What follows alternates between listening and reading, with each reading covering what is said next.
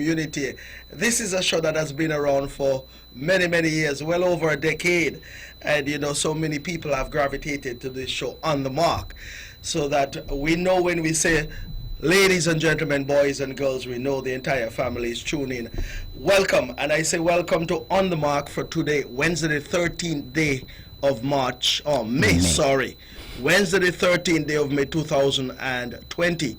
And of course, it is indeed a pleasure being here this evening. I want to first of all say that I'm sitting in this evening along with my colleague, the Honorable Eric Evelyn, who will speak shortly. But we are filling in tonight for the Honorable Mark Brantley, who is the architect and the one who has kept this show going for well over a decade. So when I say that he's the architect, it is his show. But we're always glad to come on his platform and perform. He has given us that opportunity to do so, and it is always a pleasure to do so. This evening, we'll be here for 2 hours, and of course, this show has been designed to give you, the audience, as much time as possible to dialogue with us and to also participate in the show. And that is why we have it this way. It's the only show of its kind in the Federation and also in the immediate Caribbean region, I will think, throughout the world, so I suppose, where there are no advertisement. It is just done and flowing for 2 hours. I want to say from the get-go that I am always happy to come to Von Radio.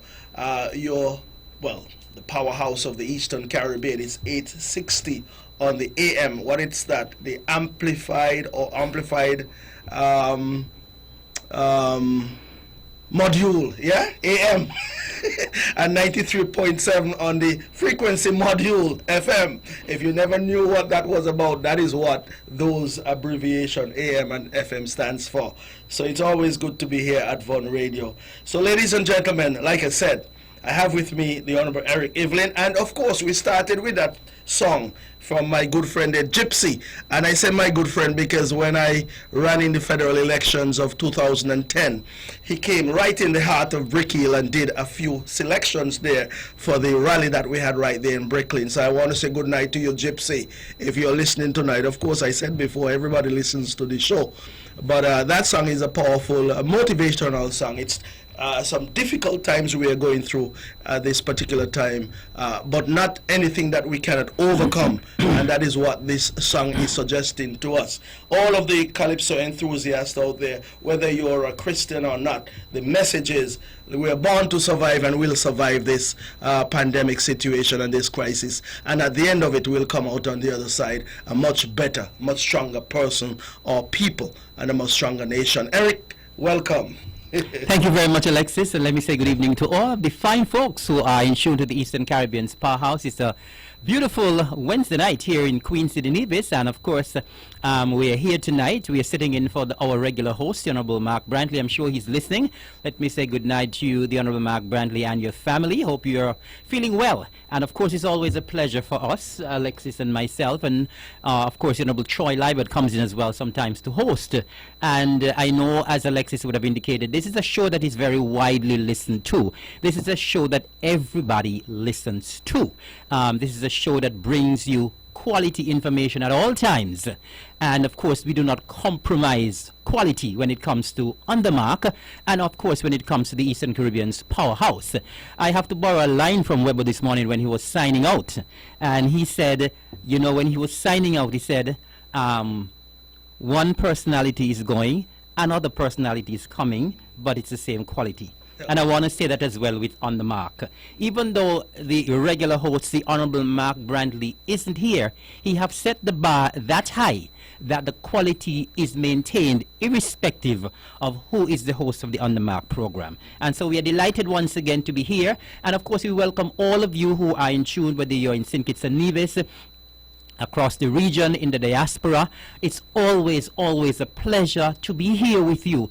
And of course, we're going to have a wonderful show tonight as usual. Yes, Eric. And of course, as you mentioned about the standard and the quality that have emanated from this particular radio station for the last 30 plus years, we've always said to our listeners and callers, those who would interact with us, first of all, when you pick up the phone, respect yourself.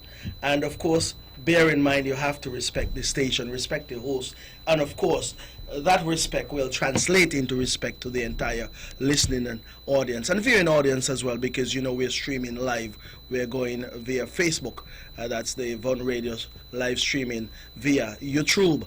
So we want to say as well at this point in time, I know we say good evening to everyone, but let us touch all of our nationals abroad. You know, we have a good following down in the Virgin Islands, the U.S. and British Virgin Islands.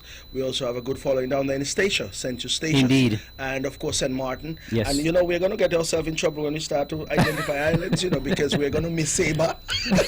And someone in Sabre will call us tomorrow and say, you didn't say Sabre, but Right. they were listening. But of course we tend to, even in Puerto Rico, Of course. you have persons who listen in Puerto Rico. We don't speak the Spanish here, but there are English listeners down there. And of course the United States, you know, you have a wide cross section. Some are experiencing evening. Yes. Some are still experiencing afternoon over on the West Coast in California, Washington State and Oregon, and those states that border the western portion of the United States. And you have Central, which is a few hours behind us, and also Eastern Standard Time, which is consistent with what we're experiencing now. It's just after 8 there.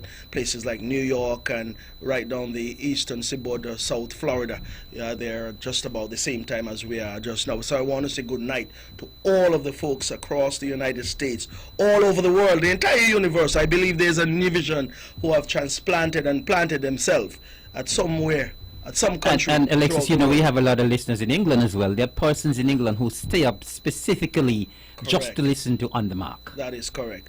So we want to say good evening to everyone. I think we covered everyone, Eric. Yes. Now, we're going back to the United States, because before we came on, we were talking about our good friend who have just passed, dearly departed, Wendell Ruffer Warner. Yes. Yeah, I want to say good night to Janet Warner and the entire Warner family, Denny, Ray, all of them who are there, who are mourning at this time. This is my first public appearance, so to speak, since the passing of Ruffer last week. I believe it was last Thursday, yes. So I want to say from this microphone how you know, saddened we are by the passing of Ruffer, and we want to express our sympathies on our own behalf and the behalf of the entire island of Nevis, because Ruffer is a name and a person who is known and was known throughout the entire island of Nevis. I believe those of us who are in this particular age range or a bit younger would have been touched and impacted by Ruffer in some way. Ruffer was that happy-go-lucky guy. He was a big fellow, and you knew he was there. He had a big voice, and he was big in stature. And everything about Ruffer, I believe, all of us will miss and will remember. But Eric, I grew up in Brick Hill. And when I say Brooklyn, some people call me and tell me it's Brick Hill. And I was taught that in English. Yes, specifically an Cool. area in Whitehall. Well, they call it Goat Hall. I never seen any goat up there. So I don't know where it got that name from. But anyway, we have some brilliant and some successful people who came out of Goat Hall, a small area. That is where I grew up. And Ruffer grew up in the Pashagate area, you know. But I want to say this about Ruffer, that I, as a young man, and Janet would recall the day when they got married as well too, because as I was telling you earlier, I somehow found a way to get into the reception that they had there at Dick's Bar. You know, Dick's Bar was famous back in the day for entertainment, and all of the activities in that area was being held at Dick's Bar. So the reception was held there. Janet would recall, I'm sure. I know I was a little boy then. I'm trying to figure out whether it was just about high school or just prior to high school, primary school days, but I know I was a little fellow then, but I can recall some of those events of the past. And I know you remember Botswana. Of course. Had a lot of animals. He used to come to Hanley's Road Yeah. and buy animals from us. My father used to Sheep, raise a lot of goat, animals. cattle. Yeah. And listen, they cook up a storm for that reception, eh? The whole of Brick Hill was fed. Because I tell you, you know this drum we used to store water in, this oil drum? Half of that was goat water. Another half was beef, whole cattle they killed and cooked that. Rice can done, food can done. It was a wonderful reception. It was a reception fit for a king and a queen. So Ruffer the king, Janet the queen. And as I told you before, I remember the first kiss too. I could almost see it here in front of me. Such was the times and such were the occasion that I remember it well. And I can also remember our dearly departed Renwick, Yes. Benno Jeffers. the brother of Janet, and also Andrew. I don't know where Andrew is right now, but Andrew used to live in Antigua. He had a motorbike, a Yamaha, 175 horsepower, 175, but we used to call it Cross Dog. Yeah, those who are in Bricky listening will remember that. It was, I call it a vicious motorbike because you couldn't be no novice to ride that thing, eh? That thing used to throw Benno and Andrew off of it easily because, you know, it had a sharp clutch. Right. And I tell you, Rafa used to sit on that and handle it like a king. Probably is his weight. He used to keep the bike on the ground, keep it down steady and everything. But I rode from Ginger High School one afternoon with Rafa, and you know, Rafa was big, so I was way back behind at the tail of it, right on the light, sitting down and grabbing onto Rafa coming to Brick Hill. So we had some good old times with Rafa. He was a back operator as well. I believe he was one of the first guys around here to own a backhoe, and he was someone who was a hard worker. Yes. And he has made his contribution to the building and development of Nevis. When the airport was being done up there by NH, he was around when some of the infrastructural work was being undertaken here, road and building and so forth. Rafa was a part of all that, and Rafa would have played his part in building the island of Nevis. So he has left something behind, a legacy that, of course, we can always point to. Here I'm pointing out some things here that he has left, memories that you can hold on to, and I know he will be sadly missed, not by myself, not by my immediate family, but the entire village of Brick Hill and the entire island of Nevis. And I know persons are carrying a heavy heart right now, because when they heard of the news of the passing of Rafa, they're not since recovered from that. And of course, he's that will be with us for a long time to come, and I want to express my sympathies once again. But of course, in times like these, we have to be strong and be there to lift up and support each other. And I'm asking the entire family out there in Baltimore to play your part in lifting up each other. I know it's going to be difficult, but you have our support, and you have us here who can, you know, lend a voice in this whole thing to make sure that we can all get through it. It would have been good if Rafa was able to come back, you know, and we have a service here on the island of Nevis, because I believe the entire island of Nevis would have gone, but circumstances are what they are right now that will probably prevent that, you know, and it's just unfortunate. But, you know, when it's all said and done, in everything, God has a plan for all of us. Some of us leave this earth and we feel it's too soon or it's the right time, but we don't want to question all that and just say that may his soul rest in peace at this point, and we would always add rise in glory. Eric, you may want to add something. Of course, Rafa was indeed my friend as well. I'm a friend of the entire family, and I was indeed very, very saddened when I got the news last week, Thursday. And so I want to just join with you and endorse all of what you would have said. And I want to say a special good night, because I know they're listening. I want to say a special, special good night to his wife, Janet. Good night to you, Janet. I speak to you pretty often, and I know that you are listening. I also want to say good night to the sons. Denver, who all of us know as Denny, my very good friend. Dell and Deontay. And of course, I can't leave out the grandchildren. Tyrell, Joanna, Tiana, and Daniel, and of course his lovely daughter-in-law Dawn. I speak to them very often, almost on a nightly basis, Alexis. So I know how much they are hurting, but I know that they're going to find the strength, and I've told them all along, you have to rally around your mom to make sure that she is fine. You know, when I spoke to them last night, you mentioned the term king a couple times, and when I spoke to them last night, Deontay was saying, you know, when he was giving a little light moment, and he was saying, when the death announcement is played, Weber needs to say that the king of Nevis has passed. Oh, and he needs to have this royal music. Well, you see, my thoughts are consistent with what you've been talking about. Very, very much so. Very, very much so. But as I said, they are hurting very badly, and I want to join with you in saying what a wonderful, wonderful individual Rafa was. I have been to Maryland a few times. I've been to Rafa's house a few times. And trust me, Alexis, when you step into Rafa's house, you get royal treatment. When I say royal treatment, I mean royal treatment. And you know, I'm always afraid to go to Rafa's house for one reason. He makes you overeat. Whenever you go into Rafa's house, the table is spread. And when I say spread, I mean spread. He gives you a massive breakfast, an oversized lunch, and you know, I could recall on the time when I was there, Rafa gave me a big breakfast. We went out, and then we went to this Jamaican restaurant. He still bought me food there, and he know he was going to cook a heavy lunch again. And you know, he just wants you to feel good. Yes. He's delighted when anybody from Nevis visits Baltimore, and you know, you get that very warm reception. And I could recall as when I was there at one point in time, he took me to the store. He said, "Eric, pick up whatever you want. Pick up whatever shirts you want. Pick up whatever pants you want. I'm going to pay the bill." Wow. And you know, he had a heart of gold. And as I said the other day, Ruffle is not a rich person, but the thing is that he just likes to give. Janet was here last year for Culturama. His wife was, and when she was going to come, he called me and said, "Eric, Janet coming down, you know, what size shirt you wear?"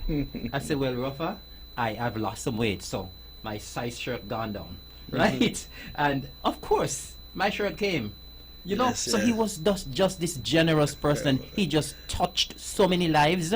And I just want to tell you, Janet, and the children and the grandchildren and the daughter-in-law, I mean, of course, Rafa will forever be in our hearts. Your loss is our loss, and we are all in this together. We are mourning with you, and whatever moral support we can give, we are there with you. And as I said, I know it's hurting a lot. I know one night when I spoke to Janet told me, "Eric, I don't know what I'm going to do if Rafa dead." You know? Wow. But I know that she will survive. We are going to rally with her. Her children and her grandchildren will rally with her. And Janet, you will get through this. The children, you will get through this. The grandchildren, you will get through this. So my heartfelt condolences to the entire family there in Baltimore. And of course, Rafa has a very big family. Yes, yes. So the family, of course, the family all over the globe, the family here in Nevis, St. Croix, of course, Anguilla, in the U.S., in here Canada, at home, all over. And so we are mourning with you, and we share your loss. Yes, Eric, and well, I believe we can speak all night, I suppose, about Rafa, because such was the man that we can speak all night about him. But you know, in just wrapping up, I just want to say good night to widow down there in St. Croix. We say widow, Melva, and we want to say good night to even Vinetta and Mrs. Jones. Well, you know, Vinetta and Sylvia. We're forgetting all. We can call all of them, but anyway, all of us his sisters, everyone who is impacted at this point in time. We just want to express our condolences and pray that God will see you through this one, and all will be well when it's all said and done. And we also want to say good night to Mando as well. I believe he's listening as well. I Mando, spoke to Mando last night as well, so I believe Mando is listening too. Yeah, Mando, good night to you. We'll catch up at some point. Yeah. Okay. Very good. Eric, we're here for another. Just before we move off of the bereaved column, I just want to say a special good night as well to some of my folks in my constituency who is actually also mourning the loss of their mom, Miss Dorothy James, there at Webb's Ground. She would have passed away.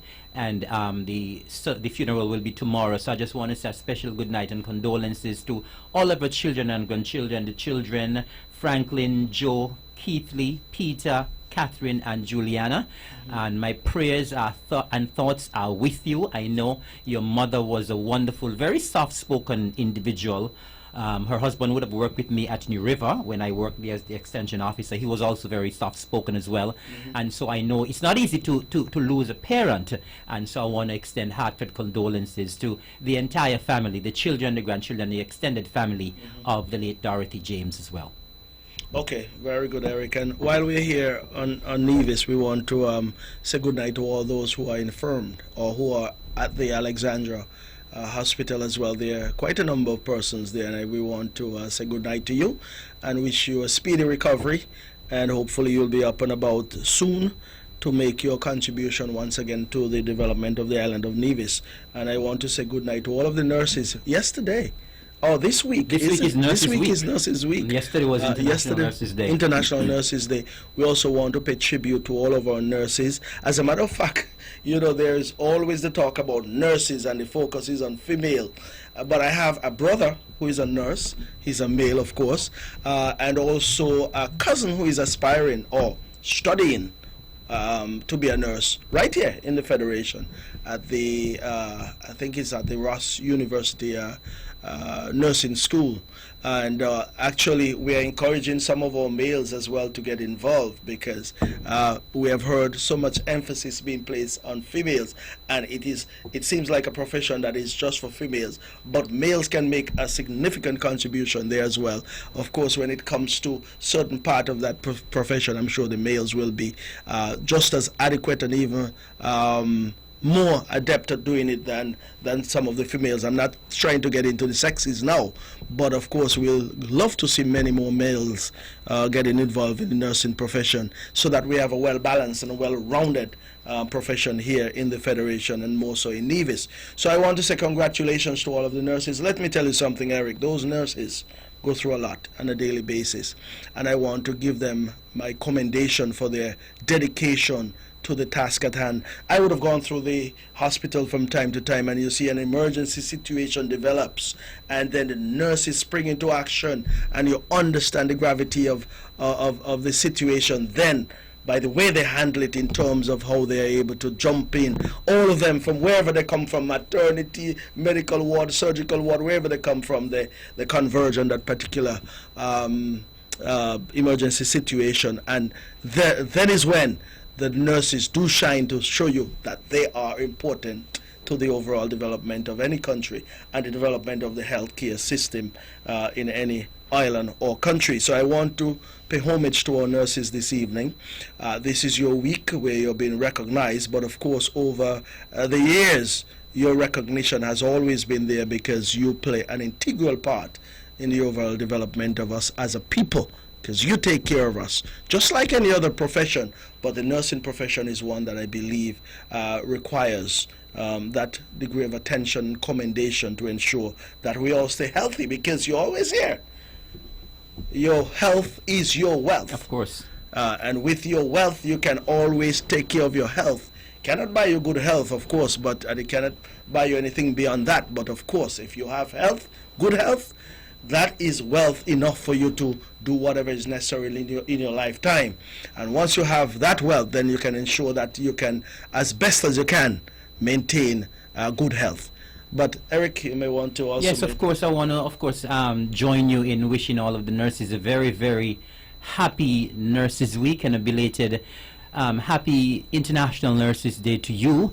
I know, as you rightly said, the nurses are very integral part of our society. They work exceptionally hard, and I know I go to the hospital. Well, prior to the pandemic, I visited the hospital every week, and they always very warmly welcome me. So I want to say a special good night to all of the nurses. We hope that you had, well, I saw a couple of them yesterday. I was at the hospital yesterday, and they were all there in all the element for International Nurses Day. And so I want to say a special good night to you. And of course, we are going through this pandemic now, and of course our nurses here in St. Kitts and Nevis, our nurses across the region, and our nurses in the diaspora globally, they have been on the front lines, and they have worked, and and too much commendation and praise is not enough for our nurses, for the excellent work that they've done here in St. Kitts and Nevis. Of course, we know, because of the hard work that they have done, we've been able to manage this pandemic in an exceptional way. And so I want to say good night, of course, as well, as I said, to all of the nurses. I hope you had a splendid day, and enjoy this week, your special week, Nurses Week. And of course, Alexis, we also want to say belated Mother's Day greetings to all of the mothers. Yes. We had a Mother's Day with a difference this year. I think it's the first time that we can recall that mothers and everyone had to be indoors. Everyone had to spend the time indoors this time around. One of the mothers actually told me, I believe, well, all of the mothers were able to enjoy home cooking this time around rather than going out. So mothers, I hope you had a fantastic time on Sunday, on your special day. And as we always say, every day should be Mother's Day, because you play such a fantastic role in all of our lives, and you deserve to be loved and cherished every day. It was indeed a Mother's Day, which was different this year, and everything pretty much since about February, March of this year have been different, but we have been able to adjust in many regards. And of course, Sunday, as you rightfully said, many persons were able to cook that Sunday lunch for their mom instead of taking them out to a particular restaurant or hotel or that type of thing. Even though that would have been really nice to do. But of course, I'm always big on eating home cooked food because home cooked food is what we need, that real good balance. I'm not knocking anyone out there. But of course, when you slave over that pot or that dish, you tend to enjoy it much more when you slave over it. Eric, you say you can't cook, but that's your problem. I can cook. I am well fed though. You're well fed. I am well looked after. That's the important thing, I suppose. Very well looked after. But yes, Mother's Day. Well, I did something different this year as well, too, Eric. I called quite a number of mothers instead of sending out one of these generic texts or these flowers that you see circulating from time to time. It was good to hear the voices of many of our mothers who have not, spoken to for a little bit, maybe a week or two or more. But it was good to hear their voice, and I certainly enjoy making those calls on Sunday. But in subsequent weeks, I still have to call. Some mothers, they will have to continue because calls will have to be made to see how persons are doing. At least it is always said, and I think you mentioned Weber before. Weber normally would say, just pick up the phone and call someone. I'm just checking in. You're right. I'm just checking to see how you're doing. And that is what has to be done during these difficult times. I believe we have a caller, but Melissa, we will want to hold the calls for now unless it is an urgent one, because we have a few things we want to talk about. And then a bit later we'll start accepting calls because there are things that we'll want to get into, Eric. I'm sure you have quite a number of things there. Well, of course, when I come, I always prepare. One of the things things that we should do at the well, of course, we are already down at 8:30, but this is we're in a pandemic. Yes. And normally we would want to let the folks, the listeners, know what the situation is right now in Nevis, where we are with the pandemic. As I would have mentioned a while ago, I think we have done an excellent job here in St. Kitts and Nevis. And I just wanted to quickly give the situation as it is in Nevis. And the situation as it is in Nevis at the moment, in terms of persons in quarantine, we have 24. We have persons tested, 101. We have 96 negative results. We have 4 confirmed cases. We have 1 pending result. We have 0 cases isolated, or 0 persons isolated, of course. And we have the 4 cases that we had confirmed have recovered. And we have 217 persons who have been released from quarantine. So let me just run those figures once again. We have 24 persons quarantined at the moment. We have 101 persons who have been tested. We have 96 results that were negative. We had 4 confirmed cases. We have 1 pending result. We have isolated cases 0. We have released 217 persons from quarantine, and we have 4 recovered cases. And by all means, Alexis, that looks pretty good. And of course, we must give kudos to Dr. Judy Nisbet, who is the head of the local COVID task force, and her entire team for doing an outstanding job. And of course, led by the Honorable Hazel Brandy Williams, Junior Minister of Health, and the Senior Minister, the Honorable Mark Brantley, as well. So we give commendation to all of the players. Of course, they have been there at the EOC round the clock for the past couple of days, for more than 40 days. I heard the Honorable Mark Brantley speaking about 40 days and 40 nights on Sunday. And so they've been there for some time, and they have done an excellent job, and we must commend them very highly. Yes, and I'm certain we all follow what is happening in other countries and islands around us. And when you do that, you want to compare what we are doing as against what they are doing as well. And these numbers and the way this pandemic has been handled from all of the persons you have mentioned, Dr. Judy Nisbet, who spearheads that task force, all of the members of that particular task force, the Junior Minister of Health, Minister Brandy Williams, and of course, the Premier of Nevis, the Senior Minister of Health, and his leadership has certainly come in for high praises, not only on Nevis, but throughout the region as well. As a matter of fact, I have said before, and I'll say it again, that this particular pandemic is one that has presented us with a certainly new perspective on life and a perspective on how things are being done or are to be done. I want to say about the leadership of the Honourable Mark Brantley. All of the previous leaders of the island of Nevis have had different challenges to face from time to time. We have had hurricanes, we have had the financial crisis, we have had, I believe, the World Trade Center episode back in 2001. That's when the Honorable Van Sammer was there. He would have had to deal with hurricanes as well too. But this is a pandemic that has shut down pretty much the entire world. Every square inch of the globe has been affected by this. And of course, Nevis is no different in terms of the impact that it has had on the island of Nevis economically, socially. Our healthcare system has been put to the test, and our leadership has been put to the test as well. And I want to commend the Honorable Mark Brantley for his leadership throughout the entire process thus far.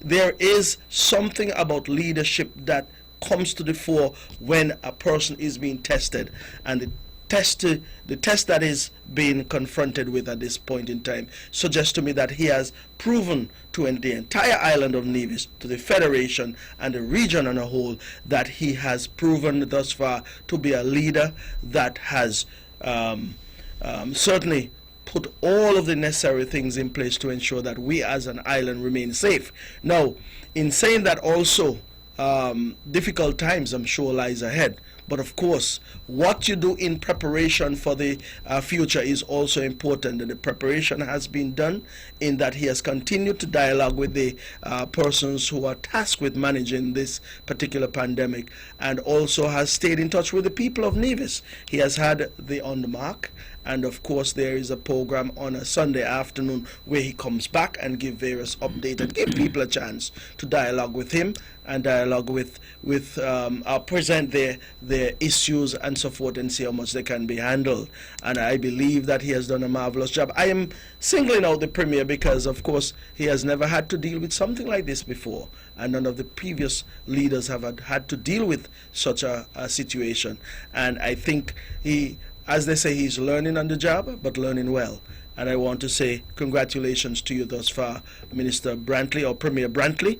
And of course, we cannot leave ourselves out, you know, Eric. We have been there to provide the support and also provide the backbone, so to speak, to all this, to ensure that what is done for the island of Nevis is done in a way so that the entire island of Nevis benefits. We can talk about some of the things that are being done in terms of trying to alleviate some of the stress and hardship on our people. We have this voucher program Yes. that we have initiated, and of course, let me back up first of all though to that program on a Sunday afternoon.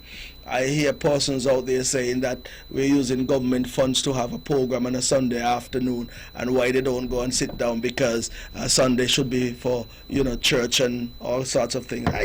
It's really saddens me that persons do not understand what leadership is all about and what is required of you as a leader.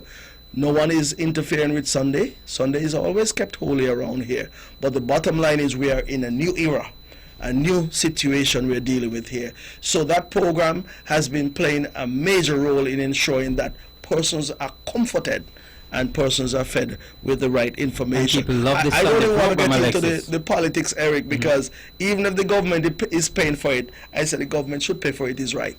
Because there was a point in time when the government of the day back then was paying over $12,500 a month to a radio station around here to beat up on people like yourself and myself. But we're not going to get into that in depth right now, because we're dealing with a situation which is more wholesome to the listening ears of the people of Nevis. But we'll get into the politics at some point. Maybe before the show is done, I want to talk some politics. And too. Alexis, we have to recognize, it's just in support of what you're saying, we have to recognize that that Sunday afternoon program is part of the response. It's part of the measured response that this administration has had under the But stellar leadership. people has clamored for it Of too. course, people love the program. If people ask for it, to give it to People them. love the program because, of course, we realize that there have always been questions, and ever since we've been having the state of emergency, we have the SRNO coming out all the time, and people need clarification. People are always asking questions,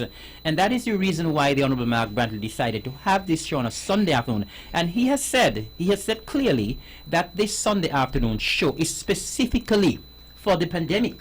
And once we have overcome that, once we have come out on the other side, then the show will be no more. Yes. So it is a show specifically geared towards our people, answering questions, clarifying stuff.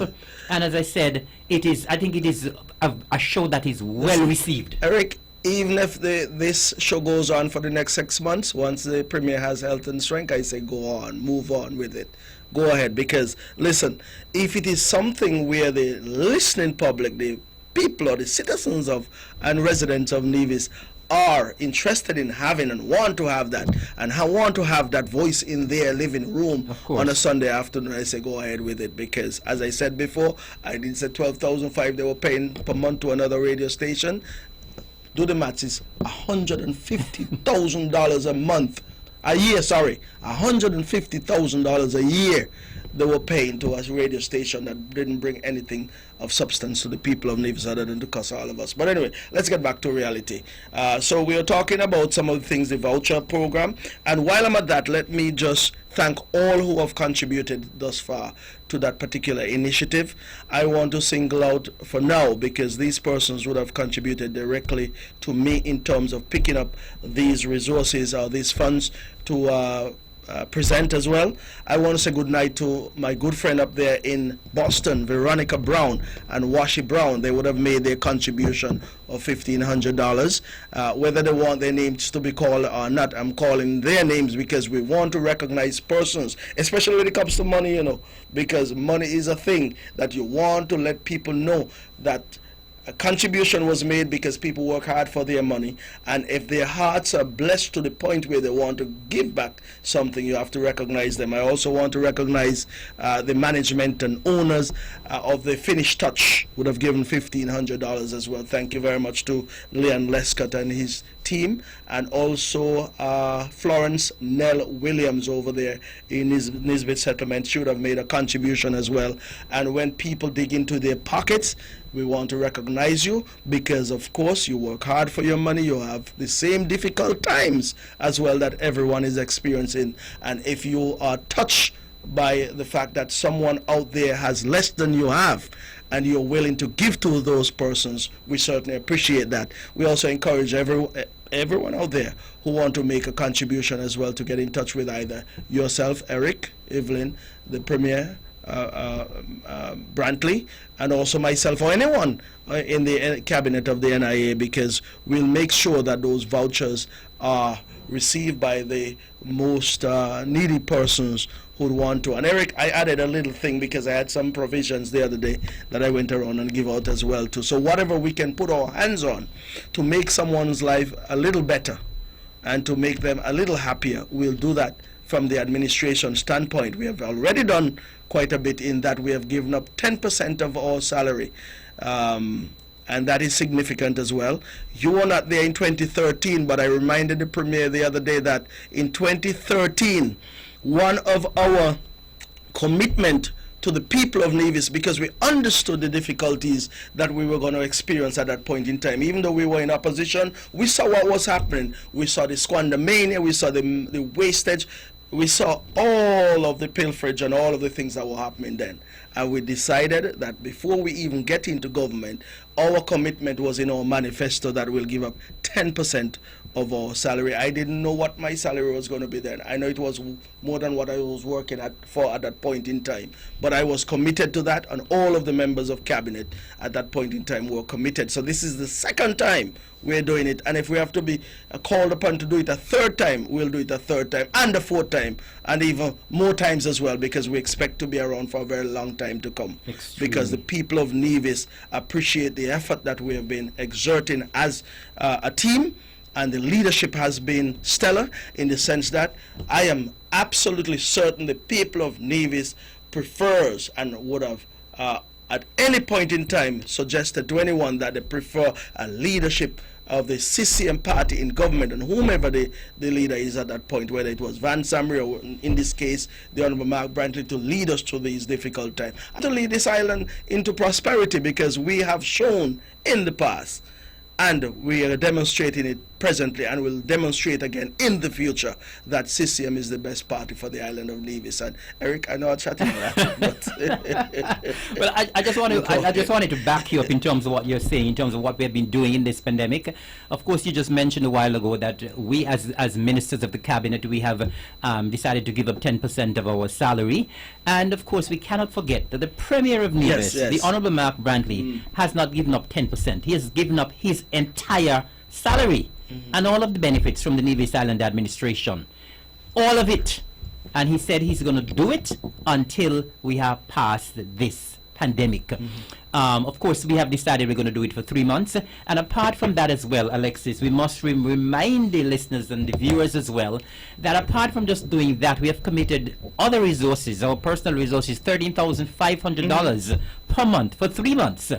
And because of that, persons have jumped on board, and people have said, well, listen, I want to contribute, and persons have done so, and done so in overwhelming fashion. For the first month, which was this month when we were able to get the resources together, the $13,500 was translated into over $20,000. Yes. And we were able to, I think, give vouchers to 161 families to the tune of $150 per household. And of course, that says a lot in terms of the leadership that is coming to the people of Nevis at this time. And so we want to thank, as you would have rightly said, we want to thank all those who would have come on board after we would have decided we're going to do this. Quite a number of our the members of the Concerned Citizens Movement Executive would have jumped in and said, well, I want to give as well. And of course, we want to thank all persons, and we're expecting that this giving will continue for the next 2 months that we have the program running for. And I think the program has been running well so far. Persons are very grateful for the support that they have received. Yes. I can see the glow on their faces when the vouchers are delivered to them. And so we continue to lead and lead well. I want to thank as well, of course, we have thanked Hosfords so many times, but we want to thank them as well for the $10,000 worth of food that they would have given to this crisis. We want to say thanks to Republic Bank. I also want to say, Nevis. Yes. What we need to do, Eric, we need to get a catalog of all of the persons who would have given. Yes. So that when we start to itemize or give names, or name the institutions, that we don't miss anyone, because some people will feel some way if you pass over their names or the name of their institution. So we need to get those documented so that we can, when we speak, we can roll off all of those names so everyone is recognized accordingly. Well, I know UNICEF would have pledged some assistance to us, to my social services department as well. And I really want to say a special thanks as well to the Seventh-day Adventist Church, because they have promised that they're going to give, I think, some care packages as well to some of our folks who are in need. I want to say thanks to them. And I want to say a special thanks as well to my good friend Kelly Jamaica Dixon. As I would have said some time back as well, Jamaica, very humble young man, a very humble person. Not somebody who has a lot of money, but someone who wants to help. And, you know, he would have donated 60 lunches to the security forces. He would have done some lunches for the EOC. And today he was kind enough to give lunches to the social services department. He would have said, you all work social services worked extremely hard. Yes. And so he would have given to the security forces, to the EOC, and now to social services. Jamaica, thank you very much. And of course, we want to say thanks to all who have been contributing. I know there's a good friend of mine who from the US who said, I want to give 200 US, but I don't want my name called. There are 2 persons in my constituency who donated as well. So we want to say thanks to all who have come on board and all who are planning to come on board. As we keep saying, we are in this together. And of course, there are persons who make contributions who are not known to us. Yes. In the various communities, people are cooking for the security forces. Persons are donating to various causes, so we don't have the entire list. But that is what it means to be Nivision. Yes. That is one of the quintessential characteristics of a Nivision. We are givers, and when it comes to situations like these, that is when the Nivision pride and the Nivision or the Nivis in us or the division in us tend to rise. And we want to commend everyone for their effort. And it's good when you do something or make a contribution and don't even look for recognition.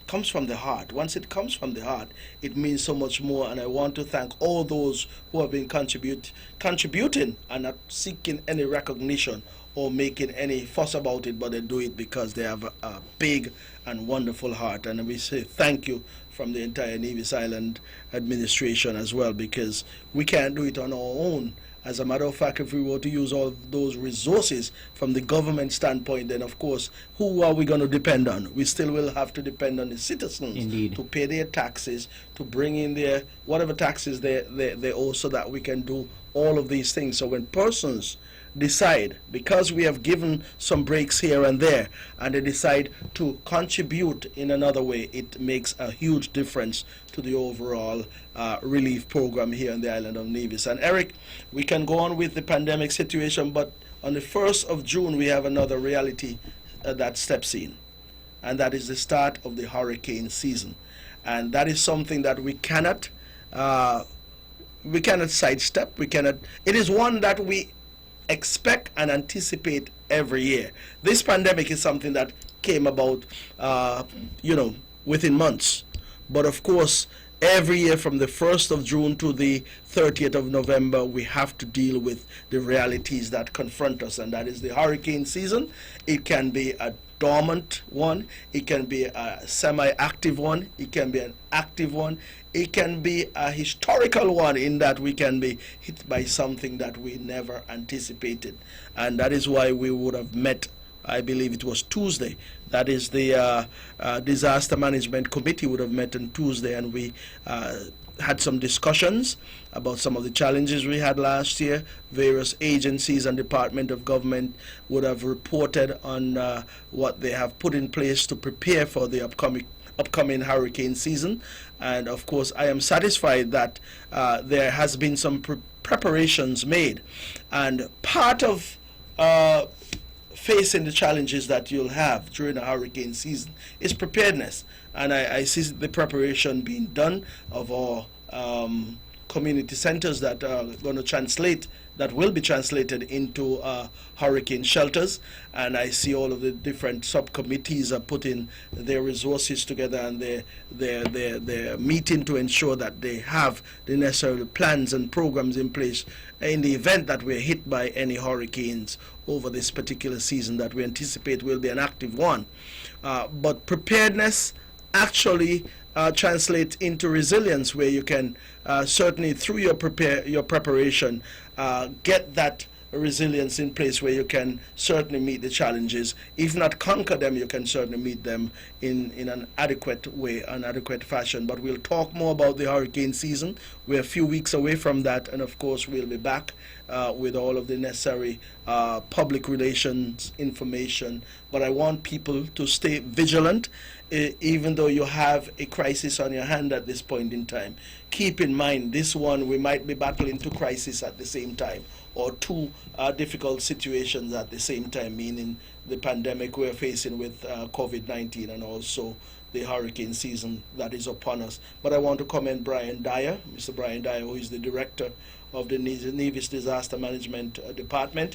I want to commend the permanent secretary who is responsible for that particular department as well, Mr. Huey Sargent, and all of the persons who work in that particular department, and those who intend to, who have certainly given the assurance that they will be playing their part in terms of sacrificing time with their families and so forth to be a part of this process for the next 6 months.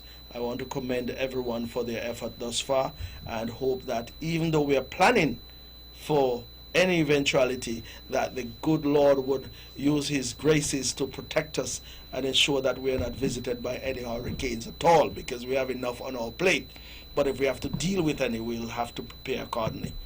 And Alexis, as you were there speaking, right, I was here saying to myself, we're living in some very unprecedented times because, as you spoke about the hurricane season, it seems as though we'll be living in crisis mode for almost the whole year, because we have been living in crisis mode with the COVID-19 pandemic for a couple of months, and then we're going to be going into crisis mode again for the hurricane season for 6 months. Yes. And so by the end of November, we would have gone through almost an entire year when we are in crisis mode. And I want to commend you as the minister with responsibility for meeting yesterday. Of course, I know normally it's sometimes you have a little difficulty in terms of getting the meetings started. And so I'm happy, even though we are in this crisis mode with the pandemic, that you and your team would have seen it fit to meet, because it is extremely important. We saw what happened last year in the Bahamas, and we saw what would have been happening here in the Caribbean over the past years, and we cannot underestimate anything when it comes to the hurricane season. We must be prepared, and I commend you and your team that you're preparing yourselves now, even though we are still in this pandemic. And of course, you would have mentioned the permanent secretary and Mr. Dye and the entire team there at the EOC for the outstanding work that they normally do. And we believe we will be as prepared as we possibly can be for this hurricane season. And we, of course, we hope and trust and pray that the good Lord will continue to spare us. He knows that we have gone through a lot in this year so far. Our economy has been devastated, and we are hoping that the good Lord will spare us, as He has done for the past years during this hurricane season. Yes, Eric, and of course you spoke earlier about the team that the task force that is managing this pandemic. They are all housed over there at the same location, the Emergency Operations Center over there at Long Point, and that building has proven to be multifaceted in many ways, because if there's a hurricane tomorrow, God forbid, then everything, that would be the command center. And of course, we have done a good job in ensuring that the infrastructure is in place for all of these eventualities, and I want to commend everyone thus far. Eric, is there any particular issue that you have to put on the table? Well, I have a couple issues, but maybe maybe we can open the lines, and then in between we can bring the issues up. I don't know how you feel about that, but just before you jump back in, I just wanted to say as well, when we were extending condolences, I know the Honorable Mark Brantley would have done this last week, Wednesday, but we also want to extend condolences as well to Sherry Gauger there on Government Road, and Anthony and the rest of the family, of course, on the loss of Sylvia. I know this is a very, very difficult period in particular for Sherry and Anthony. I know that was a very, very close-knit family, and I know that it's very rough for them at this time, and so we continue to share your loss, and we extend our heartfelt condolences to you as well. Sure, and I would also like to join with you as well, Eric, in expressing my sympathies and on behalf of the entire administration as well. We know Sherry well, we know Anthony, and we know knew their mom as well, and it is always a difficult time when you lose a loved one. And there was a very close connection between Sherry and her mom, and among the entire family as well. And I'm sure the entire family abroad would have loved to be here to be a part of this particular grieving process and whatever the final rites will be like. But boy, this situation that we're facing has certainly created some headaches and some havoc, that's the word, in every particular area. And even when persons are mourning, the situation is compounded even further with this COVID-19 situation. But you know, it's life when it's all said and done, and those of us alive will just have to continue to grapple with the situations around us and to ensure that we can survive these difficult times. So all who are mourning at this time, I want to express my sympathies. But you said you had another issue? Well, I wanted to touch briefly on what social services is doing. I know I would have said this practically on almost every occasion, and so I will leave that for now. But there's one little issue I wanted to touch briefly. And really and truly, I intended not to touch it briefly tonight. I intended to touch it in depth I intended to go in depth, but I have decided against that as a matter of respect. There's an issue being peddled out there on Facebook, I understand, and on radio yesterday regarding a young lady from one of my departments. Out of respect, I'm not even going to call the young lady's name, because we as an administration, we do things differently. We act with class, right?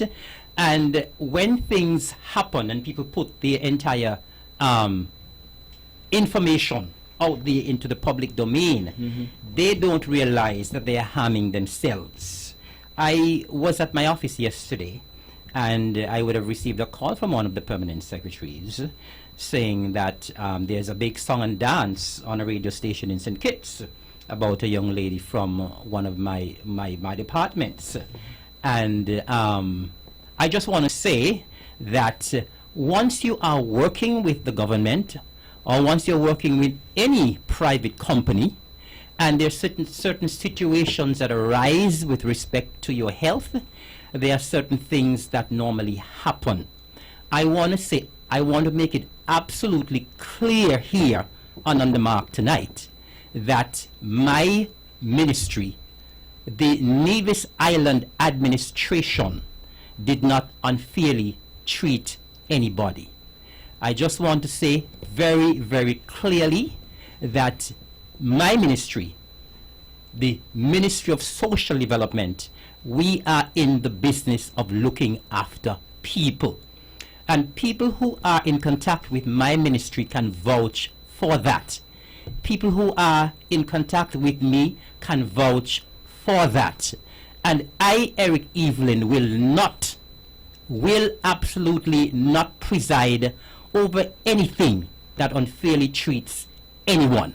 I want to make that absolutely clear, because you know, when lies are being peddled out there, when people are being constantly fed a diet of lies, people tend to believe, and people need to know the facts. And as I said, when I was called yesterday about the song and dance that was being said on radio, I had all of my facts together, and I did more research today, and I have all the facts at my fingertips. But as I said, as a result of my administration, my ministry, respecting the young lady, I will not bring her personal facts here. That is not the way we operate. If other persons want to operate that way, it is up to them. But that is not the way we operate. But the facts will show that we, as a ministry, we did what we had to do. We only formalized what was the inevitable. And as I said, I'm not going to bring any of the details here, because I have the details, but I'm not going to bring them here on the mark or on the air, because as I said, we operate differently. And when these things happen, Alexis, the person who is hurt the most is the person who is at the heart of this. The victim. The victim. That person becomes the victim, because your entire story goes out there into the public when it really should not be that way. Our ministry was dealing with this, and I have to say that I'm disappointed in the family for making it a political issue, because it is not a political issue. It should have never been a political issue. It should not have been an issue that was in the public domain to begin with. Because I said, I want to make it absolutely clear that we took advice from the Labor Department, from Human Resources Department, from Social Security, and I want to make it absolutely clear as well here that the laws are, with respect to Social Security, that once you are getting invalidity benefit, and I want to make it absolutely clear for all who are listening, whether you're a civil servant, whether you're an unestablished worker, irrespective of who you works for, even if you work in the private sector, the rules are that once you are on invalidity benefit, you cannot continue to get a wage. Because if you continue to get a wage, you have to pay Social Security for the individual. And Social Security is going to query, why are we paying invalidity benefits and you are still giving a wage? And as I said, I have all of the facts. But I want to make it absolutely clear that my ministry and the Nevis Island administration did not unfairly treat anyone. And I want to also make it absolutely clear as well that the young lady will be the better off for what we have done. She will come out better at the end of this. She will come out better at the end of this. And I said I have respect for the young lady, and I'm not even going to mention her name.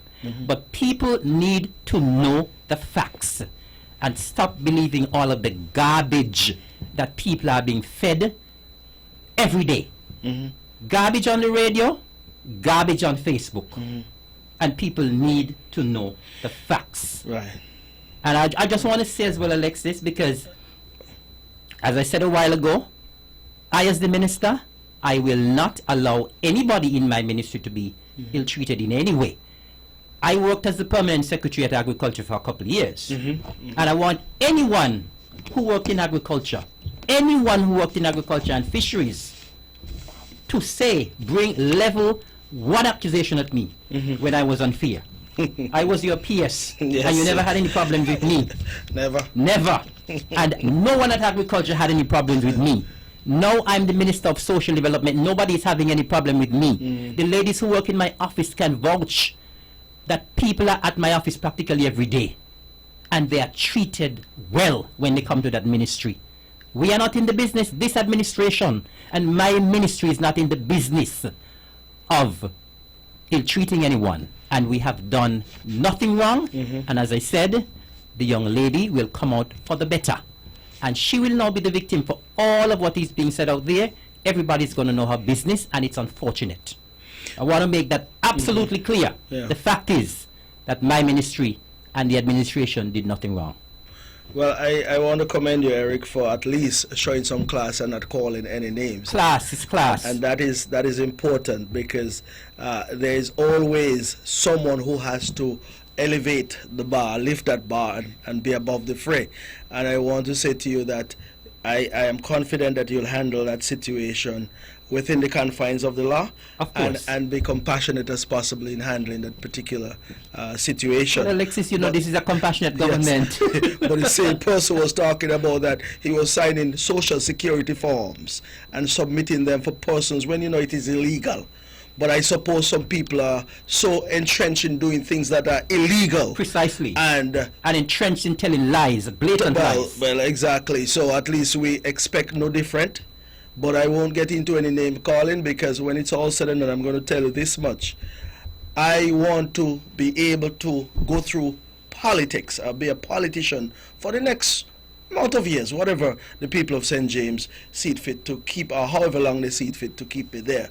But I want to ensure that once I'm able to do anything in government and out of government in the future, that I'll be able to do it in such a way that my name won't be tarnished by anyone suggesting that I'm lying or misleading. And if that is what politics has become, such as what I heard myself, if that is what politics has become, where you're going to the lowest of low and using a victim in the situation that you have just discussed, piggybacking off of that person, so to speak, and using that person to bolster a political point, it is just unfortunate, because there's so many other issues out there that you can use your intelligence. Anyone can use their intelligence and have a sensible and serious dialogue with the people of Nevis and give them good reasons to vote for you. Because that's not a reason for anyone to vote for you. That is just being as low as it possibly can be to use someone's illness to propel a political agenda or anything like that. But I certainly won't get involved in that. You won't either. No. And I know the Honorable Mark Brantley, the compassionate person he is, will never get involved in such a discourse.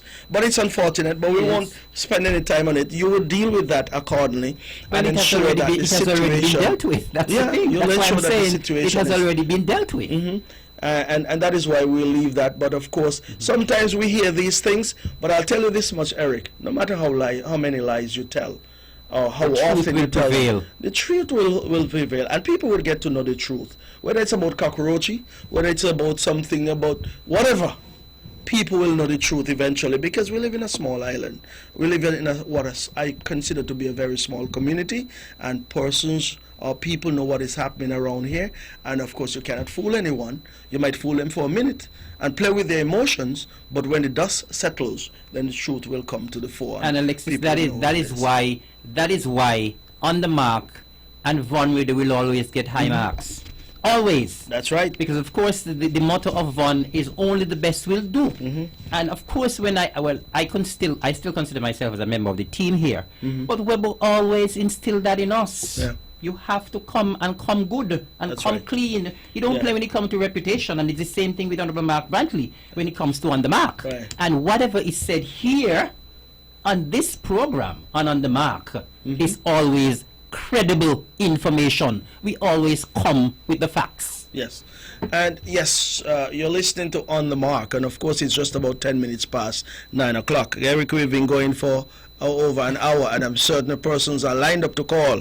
Let's see, the numbers to call here are 469-1616, 469-1700. Eric, we have so many things we can talk about. I wanted to touch on the police station because I visited that facility earlier today, and we are continuing with the work there. But of course, you know, we had some setbacks in terms of curfews, and persons were not allowed to go out and work as they would have done prior to the onset of this particular pandemic. But we are moving ahead over there to get that police station completed, whereby we can say it is done and the police can go in and live in an environment that is completely different to what they would have had to deal with in the past back in 2013 when we came into government. But we would want to report on that at some point. But I want to say that I'm happy with the progress of the work there, and I believe in short order in the next couple of months we should be moving towards opening of that particular facility. We have to get the walls, the perimeter walls done, and that is what we were looking at today, so that we can move towards that. But I want to commend the contractor, Mr. Jasper Stapleton, and his team, and all of the subcontractors who would have worked on that particular project. It is a massive project, Eric, and some may say that it is taking longer than it should. Well, we broke the foundation back in 2017, December, but the work started in earnest in 2018. It is not an affordable income house where you can knock off that in a few months. It is a massive over 15,000 square foot building with all kinds of different amenities inside of that facility. So it is a massive project. Electrical work had to be done. The major lines had to be brought in. So I am impressed with what has been done so far, and it has moved along well. We have had quite a bit of funds spent over there. But I want to say to the people of Newcastle, your police station, and I say your police station because the older one was a landmark that it was consistent with that area, and we have decided to upgrade, put down a brand new facility. It is going to be a significant landmark moving forward, and I am proud that I have been the one as the representative of St. James to have spearheaded that project, which is a federal project. Hey, Eric, elections are going to come, and I'm itching to go, you know. But anyway, let us remind the listeners that they can call in. You can start calling I did so just now. I did you just can start just now. calling in. Numbers 869-469-1616-1700, and you can call in and talk to myself and talk to Alexis. You're not going to stop I'm me not from gonna stop you talking at about all. my police station. And I say my police station because when others felt that we didn't need it, others felt that there was no need for it. And if it was But left to Alexis, those nobody persons, in their right mind well, could have thought there was no need for it when we saw the state of that other police station. you might say that nobody in their right mind, but they're out there in their right mind, and if you tell them that they're not in their right mind, they would have some choice words for you.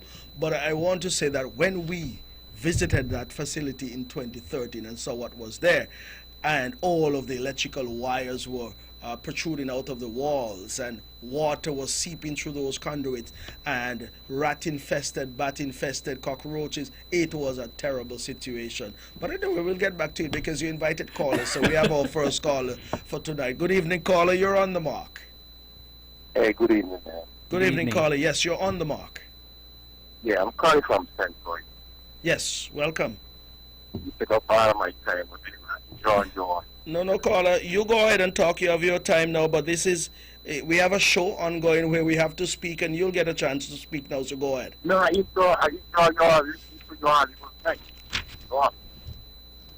and I want to give my condolence to Rick Carly guy and then I get some something again. You mean from Brickhill? Rougher. Mm-hmm. Yeah, my condolences to him, man. Man, it's all good. I from Nevis too. My name is Vern, is what the dog is. Vern, Vern. good night. You've been calling for the past couple of weeks. It's good to know that you're in tune. Yeah, man. I tried to listen to I want to listen, but to the code I got me one more and just the more God. How is everything in the Virgin Islands? Well, right now we just had trip that in about a week and a half. Family, one family stayed at one time. Wow. Father and I think son and some next family. Yeah, but So, what suggestion would you give to the Nivision public regarding this corona situation? Because we have a situation here in Nevis where people are saying, I think it's Nevis, open up the country, let's go, like everything is hunky-dory, so to speak. What would you say, having some experiences there in St. Croix? You know, I spoke with someone out of England today, and, you know, I want to know what this is because it's coronavirus. I want to know how this affects the whole world. You know what I'm saying? Because the whole world affected by it. Everybody getting shut down, the whole world. And I can't see here no one to say what the virus is to show you well you're aware of it. You know what I'm saying? I can't find it. You know what I mean? What I can say to you is I that don't know. knowing that it is impacting people where so many people are losing their lives, I think that is a sort of a gauge in terms of saying that this is something that you have to be wary of and be careful with how you handle the situation. Yeah, and it's so easy people losing their lives in like 2 hours, you know what I'm saying? Like you're going out. You know what I'm saying? Not everybody to protect themselves with no mask. Some people do. Because if you put on a mask, you can't breathe for long with a mask to affect you. You know what I'm saying? But it's rough, man. Rough. Because when you go into the school down here, each problem has to have on a mask. Because you cannot go into the school, which I know you all do that back home too. But, you know, and then when you come out the store, they jump in the vehicle and they still have on a mask for what it is. I don't know what it is. You take off that mask, take a breathe. But they're still driving with a mask and the nose. Well, I believe if you're driving by yourself, You should remove it. you should remove it so that at least you Thank can you. you can get And some. we got to see a discussion down here. And I think You know, the everybody wants to education get along, but- process has to be ongoing, meaning as to how. But you see, these are new situations we're dealing with. This is a new situation, and as such, you'll have, different varied thinking on the part of some persons. But it is important to, as much as possible, the World Health Organization have issued some guidelines and some protocols that one has to adhere to. And as much as possible, we can adhere to them as closely as we can, or as, be as careful as we can as we go along. There are certain things, of course, that may not apply to you, but apply to me, because my health condition might be different to yours. And as such, one has to adjust accordingly. It's true, because I'm telling you, I don't really know if it's kind of like you with mask when I go into the school. As I get out of school, I have my food. I don't deal with mask until I go into the school. Well, I would say find the best way to protect yourself, whether it's a mask or maybe a Well, T-shirt I do that a lot. a too. I do T-shirt that a or lot. something. I be around people, Yeah. but, you got to stay a little distant, and then if you know someone maybe is going to cough, you got to be aware of the Yes. coughing or sneezing. So, Okay. and I do a lot of drinking every morning. I drink garlic Yeah. and ginger every morning. Okay. Good. Well, fantastic, I Vern. try to protect. Thank you very much for your call this And- evening. One more thing, man. Uh-huh. When I know we got to go on a business, so no time for election yet. Well, we don't know what the date of the election is as yet, but the Prime Minister addressed the nation earlier, and he would have dissolved Parliament as of yesterday. So once Parliament is dissolved, then within 90 days an election has to be announced or has to be held. So between now and August 14, or August 12th, we should have an election. So there has to be an address again at some point, giving us the exact date for the election. So an election will be held at some point. But keep me in mind, I want to be another right, man. Keep me in mind. In my mind, I want to be another right, man. How are you going to get here? You're going to fly or take a boat? I'm a bad with that. I'm trying to figure out how we'll get here, whether it's by plane or by boat, because the borders are closed. Yeah, I don't feel up my premiere for me, man. That's my premiere of downhill. Okay, bro. Love, man. You want to take care, man, and I love the good work you are doing. I want to hear all my family them back home. Yes. The Walwyn, my brother King Yaba, and you know, not Bengi and everyone, man. Bless you on them tonight, man. Listen, if you're unable to come, all those names you're calling, call them and tell them to vote for the Concerned Citizens Movement. Well, I don't, you know why the style here, I can bet my last dollar, especially the Walwyn. Them is a band. Yeah. Okay. So leave that alone. Okay, very good. Well, we appreciate it. Love, Listen, man, and I take care and I do a good work. Thank you, Vern. Thank you very St. Croix much. is almost home to me. My father lives there, so I want to say good night to my dad down there in St. Croix and his wife and my brother and the entire family down there. So I haven't been down there for some time, but hopefully at some point in the future I'll get a chance to come on down. Yeah. I want to come home. I want to come You home. want to come? Okay.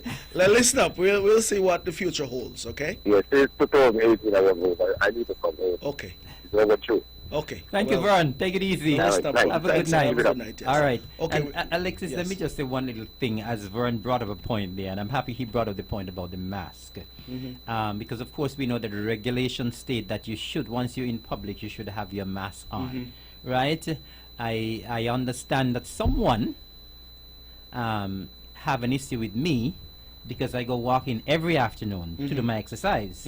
And someone has an issue saying that I am exercising without my mask. I want to make it absolutely clear to all who are listening that you're not supposed to exercise in a mask. And people must keep themselves educated, and people must And listen. you're by yourself, right?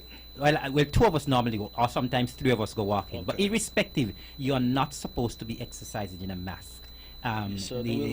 Dr. Wilkinson, I listened to him a couple days ago, or sometime last week, and he said if you're exercising, you absolutely should not be wearing your mask. So almost like you're once stifling you're yourself. stifling yourself. So persons who are exercising, you are not supposed to exercise in your mask. Please bear that in mind.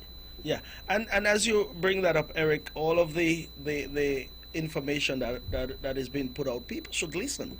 Listen, I mean, most times people would take second-hand information and make it the gospel, really, instead of listening to the experts. The experts every day are on the airwaves and giving updates and giving all of the protocols that you must adhere to, but some persons choose not to, and I want people to listen for yourself. Of course. Yeah? You have someone else holding, Melissa? No. Okay. Yes, Eric, as we were saying, and I did mention that the Prime Minister would have dissolved Parliament just earlier this evening. He made a statement about 7 p.m. this evening. And we're now in what we call let's call it election season. Because, of course, there must be an election, and you have to be ready because you have a seat to win up there. Is somebody running against you, Eric? I don't know. Oh, you don't know? Well, I have a challenge on my hand over there, but I expect to prevail this time around.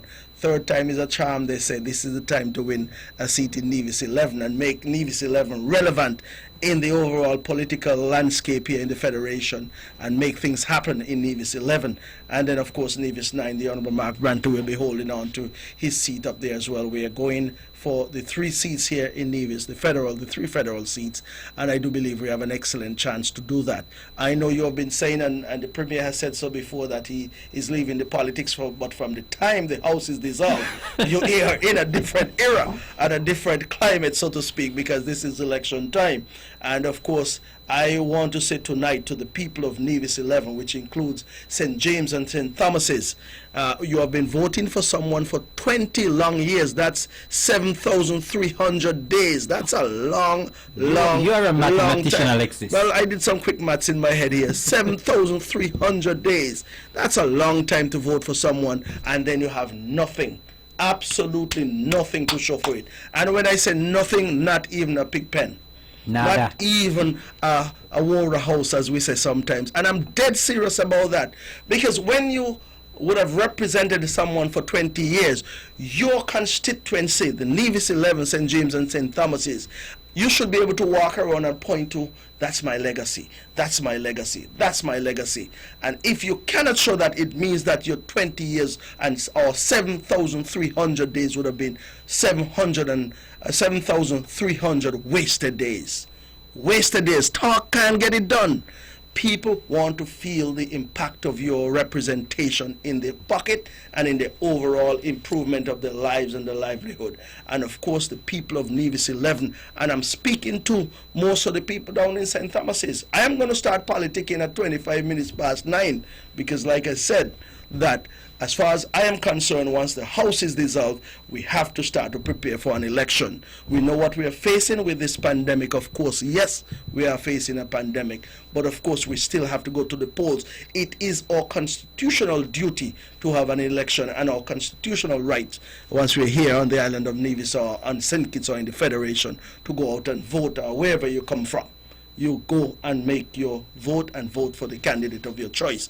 I am saying tonight that I want to tell the people of Nevis 11 that it's time for a new candidate, a new representative. Elected representative. A new elected representative. We have to have a new beginning back there in the constituency of Nevis 11. A new beginning with a new representative who has proven that is ready for the task and ready to do what is necessary over there. I want to say to the people of Nevis 11, you'll get a chance to talk to the people of Nevis 10. I want to say to the people of Nevis 11, when this gentleman who I understand is coming back, what's his name, Patrice? I haven't seen him for a long time, long time. I don't know, if he's in Nevis, I say, well, Patrice, I am sorry, but if you're here, I haven't seen him. But be that as it may, who you want to see is who the next representative is going to be, and that's myself, Alexis Jeffers. But I want to say to the people of Nevis 11, when the SIDF was rich, full of money, $1.5 billion, that same gentleman, what's his name, Patrice again? I tend not to call people's name, by name, Patrice. He was there. He was the Attorney General at one point and also Minister of Foreign Affairs, and not a penny came to Nevis other than a loan of $4 million. $4 million, and who got it? One family got it. People of Nevis didn't get it. One family got that $4 million. And that was that is his legacy as far as I'm concerned. But on the other hand, I'm not in the federal parliament or federal government as yet, but I hope to be there. But since we have been aligned with the Team Unity administration, we can speak to so many things that we have accomplished. I only want to talk about one. And as the light is shining down on us, you remember, you were not there, Eric, but I was the minister responsible for NEVLEC. And when I see the progress being made at NEVLEC, I have to say, well, we had a plan, and the plan is rolling out before us, because NEVLEC has become a much more stable company after we would have met something there in shambles back in 2013. A generator cost $5 million. We were able to get those funds and funding out of the SIDF, $5 million. Mine is $4 million EC dollars one family got for some lands, they say. One family, but the entire Nevis is benefiting from an investment in NEVLEC of $5 million, a brand new 3.8 megawatt Wärtsilä generator that is providing energy and providing electricity for the people of Nevis. During the whole pandemic, I didn't lose any electricity over on my side of the island any time. I suppose there were some planned outages where some lines were being, installed or erected throughout the island of Nevis in Butlers, across the bypass road and so forth. Those are planned outage. But in my area, I can tell you, we never experienced any outage whatsoever, and that is because of the stability that has been created there at Nevlec, the stability in the grid, and that is just one. But we have seen the benefits of that, and I can go on to a whole list of things. We are politicking. Pandemic is on, yes. I think we have a call. Let's take that, and then we're going to get back to some more politics. Eric, good evening, caller. You're on the mark. Good evening, Mr. Jeffers. Good evening to Eric as well. Good evening.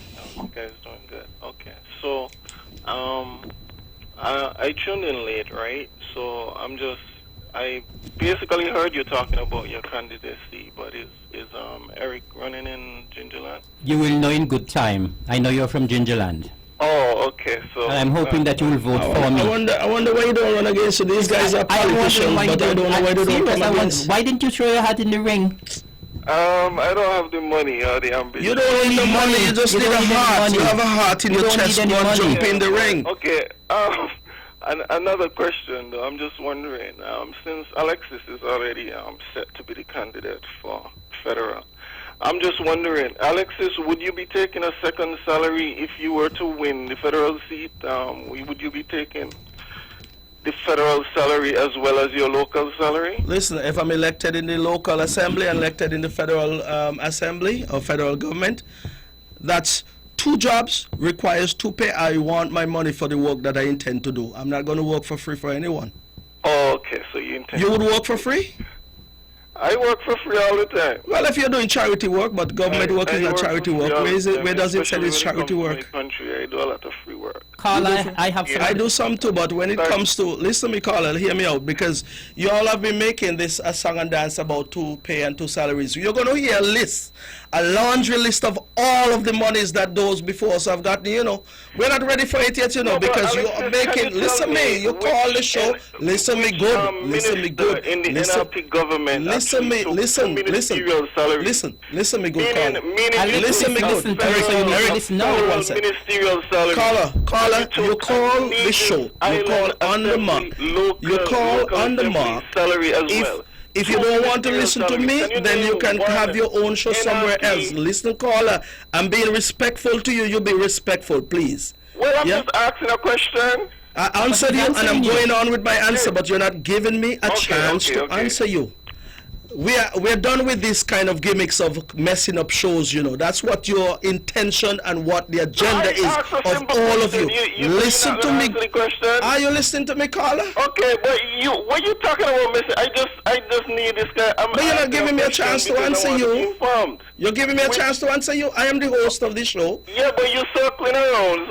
Circling around what? You asked me. Carla, listen to me good.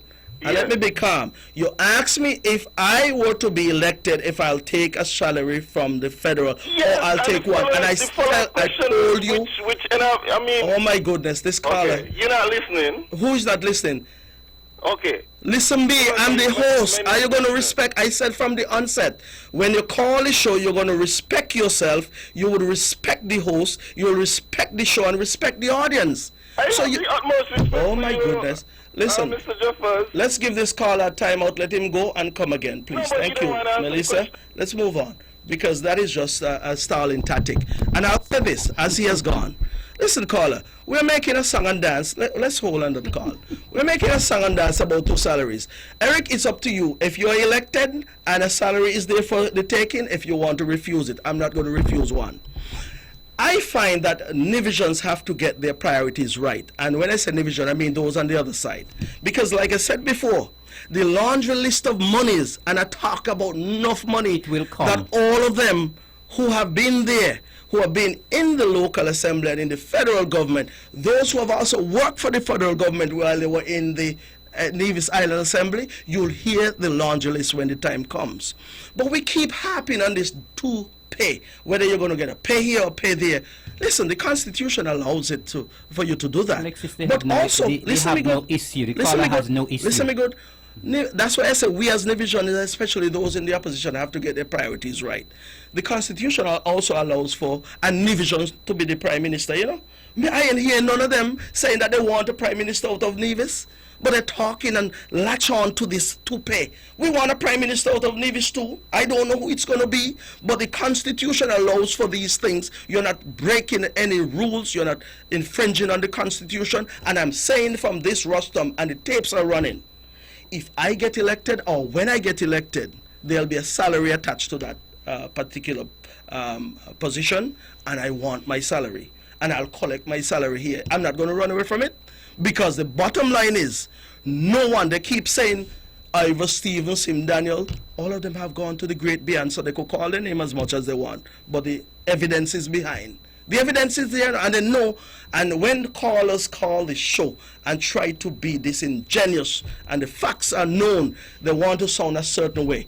But I wouldn't have none of it. There are years in the past, I would have sat here and allowed them to take over the show with those nonsense. It's not going to happen anymore, because the truth is what it is, and we're going to stick with the truth. But Alexis, we just said the truth will always prevail. Yeah. We have another caller. Let's go back to the phones. Good evening, caller. You're on the mark. Oh, we missed that one. Let's try again. Good evening, caller. You're on the mark. Hello, good evening. My name is Deontay Warner, calling on behalf of the Warner family. Deontay, good night. What's up, man? Eric, Wagwan. Yes, I cool, man. What's up? Good night, Deontay. Damn. Yes. Nice. Just want to call and say that on behalf of the Warner family, that we appreciate everyone sending out their prayers and their blessings towards Daddy. Yes. And we have the utmost gratitude towards everyone as well. Mm-hmm. And, just want to say thank you for everything that everyone has done. Yes. Moving forward, what they will be doing for our family, and, that's for moving forward. Fantastic. How's mommy doing tonight? Mommy is good. Mommy is listening right now. Nice. Okay, good night once again, Janet, and good night as well to you. And of course, accept our sympathies once again. Definitely appreciate it, guys. You guys are doing a great job down there. Thanks for calling, Deontay, and say good night, everybody. All right, guys. All right, take care. Good night. Let's go back to the phones. We have another call. Good evening, caller. You're on the mark. Hi, good evening. How are you all? I am doing well. You couldn't say it any better. Amen. Mm-hmm. Two salaries, listen here. The only so you ain't taking a salary if it's a volunteer. Okay. Government job you're doing. And it's not easy work either. Never take with keep chatting all his fat, all his nonsense chatting. He gonna take he collect money if he was a minister. Yeah. And you're telling him, son, listen to you. Listen. You can have a conversation with two persons talking at the same time. Precisely. Yeah. You know the motive. You don't take them on, I'll be strong. Yes. Thank you. Thank you very much. Thank you. Let's go back to the phones. Good evening, caller. You're on the mark. Good evening, caller. You're on the mark. Hello? Good night, Alexis. Good night, caller. Yeah, I'm calling from Kinkit. Yes, sir. Yes, Alexis. You don't have to pay ready, I hope you got the bull body ready, eh? Long time. I hope you got the bull body ready. I wax it up. I put some wax on it the other day. See what hit them. You understand? Let me show you all. Eric, Yes, sir. we know you're coming in, We don't want you all to get in no contention. All Just right. put the facts out there. Of course. The facts will bring home oil like Kim Collins. Amen. The facts will bring home oil like Kim Collins. That's right. Who could say the government ain't performing in Nevis and St. Kitts? Who blind? Nobody in Bastille gonna bounce no more check up there. Amen to that. Not in our father country. Nobody gonna bounce no more check in Nevis. Nobody in Bastille gonna bounce no more check over there. Patrice was a member of that government when the check was bounced. Patrice Nisbet was a member of that government. And any vision. But Eric, remember Patrice couldn't do as he liked, eh? Whether I could do as he like or not, at least... Bad wolf. He had a big bad wolf. Carla Patrice held the balance of power at one point. You remember when Timothy Harris and Sam Kanda left the Labour Party, the Labour administration, they had 5 seats. He held the balance of power. He could have walked out to demand whoever he want. Yes, but everybody know that Patrice was trying to please people. Well, the Labour Party ain't like Nevis. It's ears now. It's Tat and the rest boys there. Josie, the boy there, Noise, so you forgot the small boat. All them boys, Young and Bastille, Peel. If they was alive, they would have tell these young Nevisions coming through about these people. I like this one, Swanson. Swanson should be able to come before he pass on and talk truth, you know. Oh, yes. Because only truth can set us free. Amen. And the youngsters over there in evil, people must come with truth. Alexis, you know who talking? Oh, of course, man. Well, Jam down. Them yet, you know. It's a jam down, man. The boss just said what he had said today. We're ready for them. The horse is rubbing the off and the ground ready to come out wild. Boy, I'm so ready. Anyway, I'm so you ready. just continue to do a good job. Thank you, Don't sir. let anybody feel they can mash up this show. Never, never. Thank you. I'm so ready for. And have a good night. I'm so ready for election. Let's go back to the phones. Good evening, caller. You're on the mark. Good evening, caller. You're on the mark. Hello? Yes, Yes. good night. Hello? Yes, caller. We're hearing you. Turn off people. Turn off your radio. Hello? Turn off your computer. Turn off whatever it is, and listen to the phone. We are hearing you clearly. Hello? Yes, caller. We're hearing you. Go ahead. Okay, let's try someone. Please call back again, caller. 469-1616, 469-1700. Those are the numbers you'll try to get into on the mark. Let's go back to the phones. Oh, there are no callers. Okay. So, yes, Eric, I did say from the onset that at some point we'll switch this thing into a different gear, you know, because, you see, I am going to talk about myself because when it's all said and done, there is...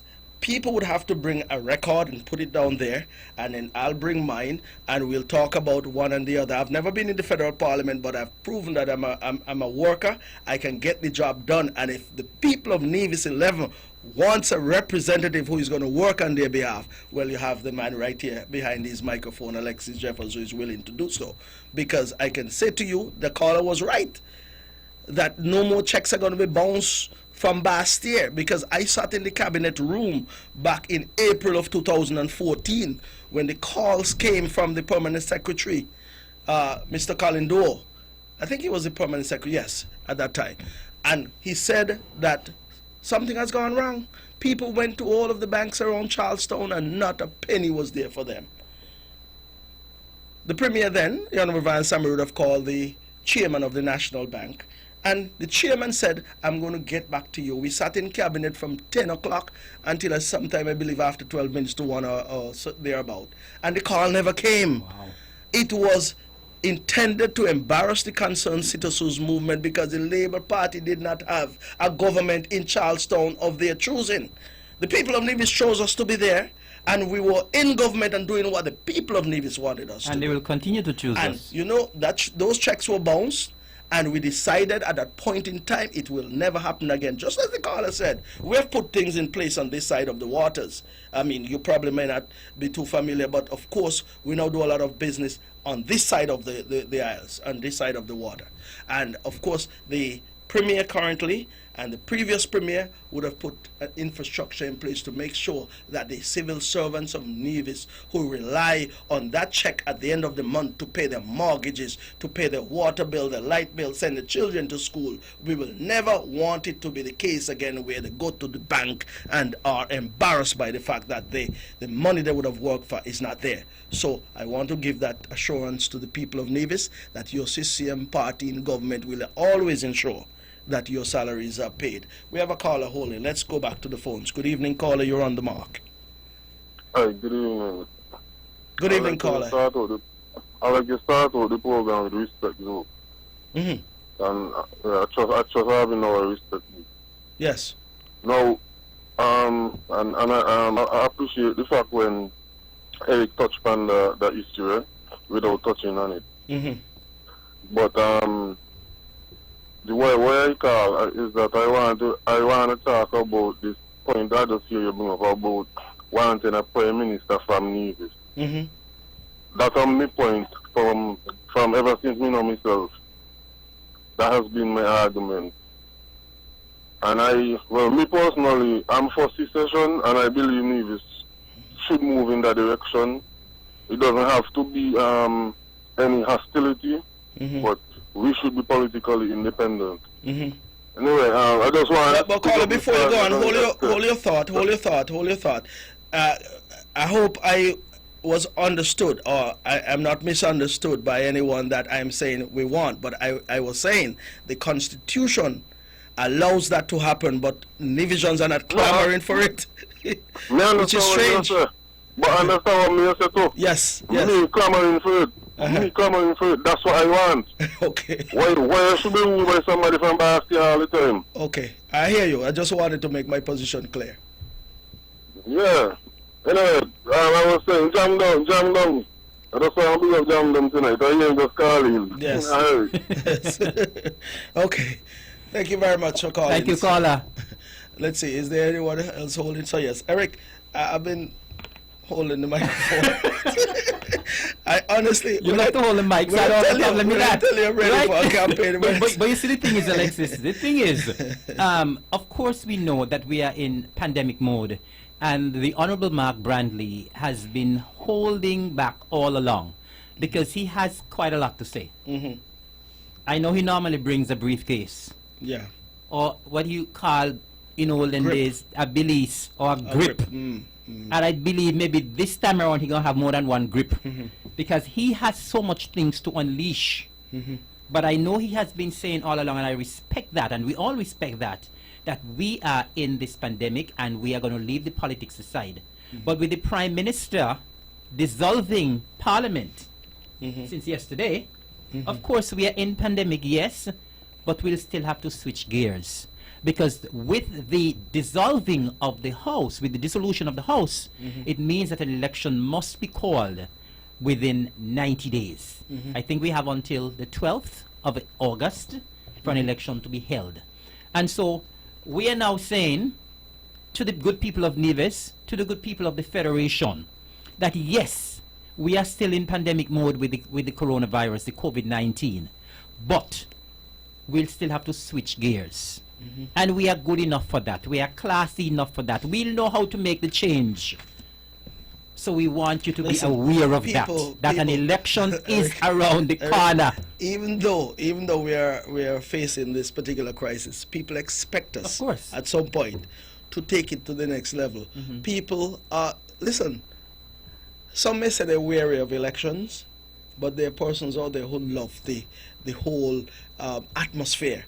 It's going to be different this year, though, for this particular election, because normally we would go out on the road. We'll go to the various points, the Brick Lane. We'll go to Butler's. We'll go to Hanley's Road, and we have these large rallies and so forth. Obviously, it won't happen this year, so that will be different. But we'll have to find creative ways to connect with our voters for sure. But people are looking forward to it, and people are looking forward to the paraphernalias. Of course. People want the shirt and the hat and the bag and the bugle.